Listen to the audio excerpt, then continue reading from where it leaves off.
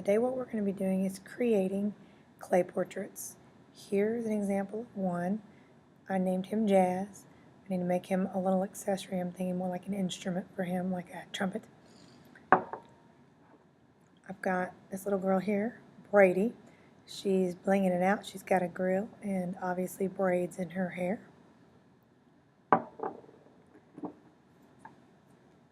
Here's Bucky, obviously named for his fashionable buck teeth.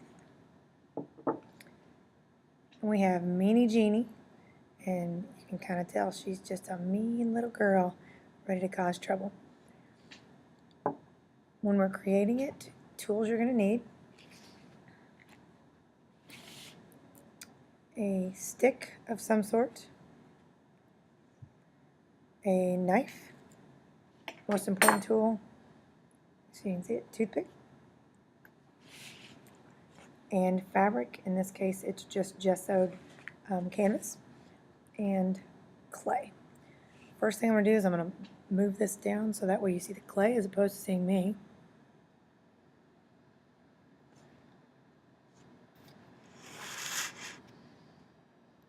Alright, here we go. First thing I'm going to do is take off a hunk. This is going to be used for accessories. If you think you're going to need more clay, then obviously you're going to get it. You don't have to worry about your start off point. For us, we just kind of start off with a square.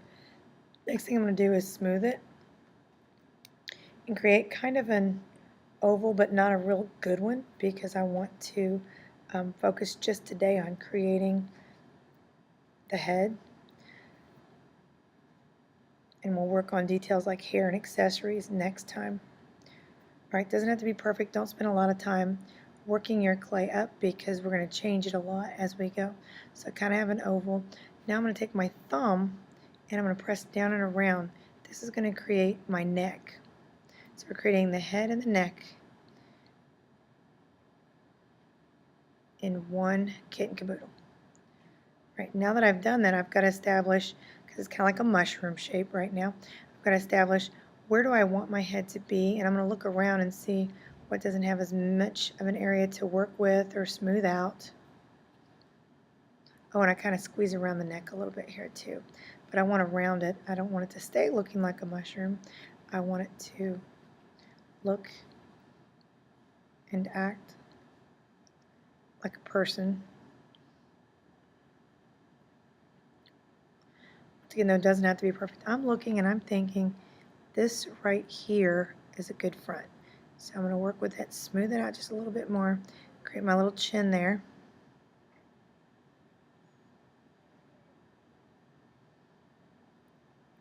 And what I'm going to do is tap down, because as you see it can't stand up.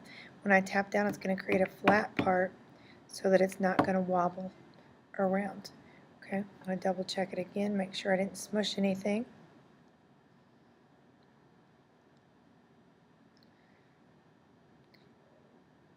Tap it down one more time. And at this point I'm going to turn it upside down, and what I'm doing this for is I'm going to poke a hole in it. This is going to create air inside. I want to make sure I don't go through all the way, but I'm going to wiggle it out.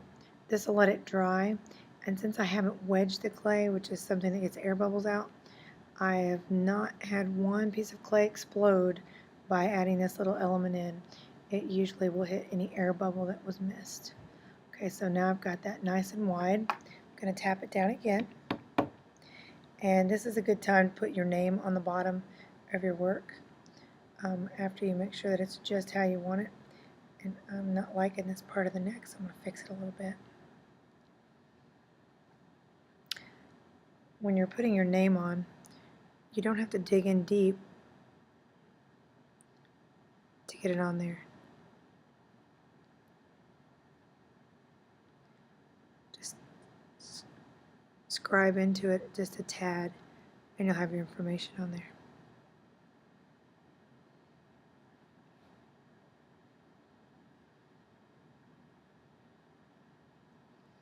Okay, now that I've got that, now I'm ready to begin. I'm not worried about my back side of my head that looks a little funky, because I've got hair that I'm going to place on it I don't have to worry about any of the weird spots on the back. Just focusing on the front because I do want it smooth.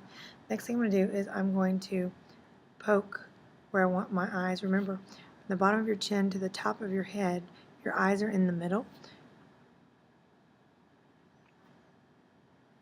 So I'm going to push in. It's going to create my eye sockets. Once I've done that, I'm going to continue to push down and around. This is going to give me a location where my nose is going to be attached. And it's also kind of creating a mouth. It's almost like a little kidney bean or heart shape right here. And the eye socket should be pushed in the most. Now at this point I'm going to score it, and it's going to look a lot like Jack Skellington. Wherever I'm going to have my eyes, where I'm going to add my nose, where I'm going to have my mouth. Same thing with where I'm going to add ears.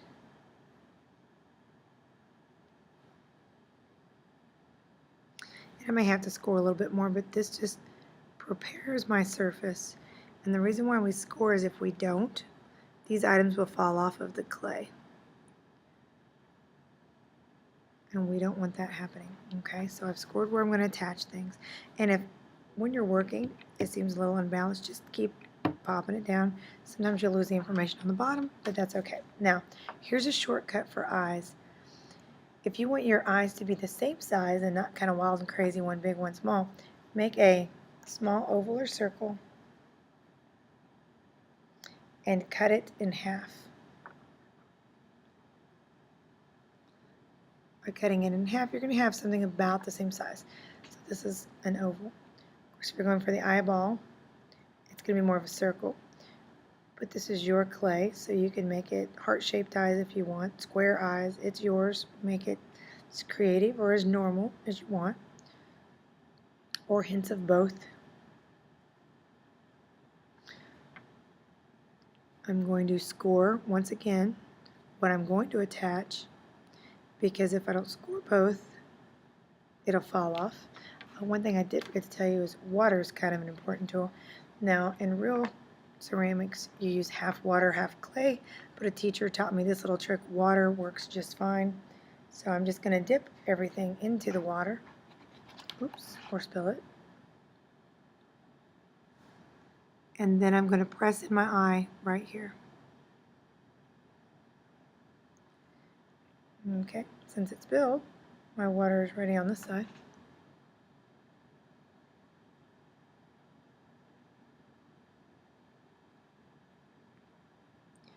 Now I'm going to leave this alone for a minute, but I'm going to come back and I'm going to poke a little hole for the cornea.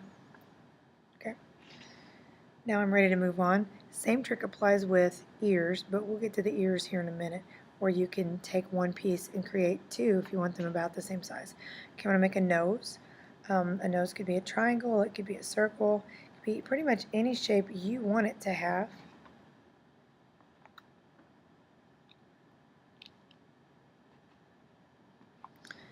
And I think I'm just going to kind of make it a triangle. I'm kind of pushing and might go for a little bit of a silly nose here. Once again, I'm scoring it. My nose is already scored where it's going to be attached. And now I'm putting it on. And I must make sure that I do a final S. We've got the scoring, which is the scratching. We've got slip, which is our water, but traditionally half water, half clay. And then we have the third S, which is called seaming. Seaming is making it look like you didn't attach it, that it's always been there. The extra clay just kind of roll on your fabric.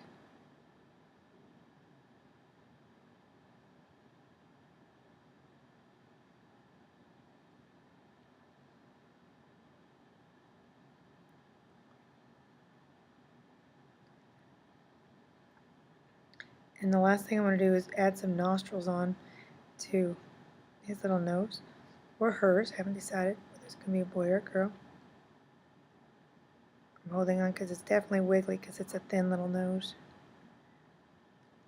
So if you want to make them look real, you really have to think about the features that make us human. Nostrils are one of those important features. And then smooth it out. Alright, next we're going to talk about eyebrows and lips. I'm just rolling out a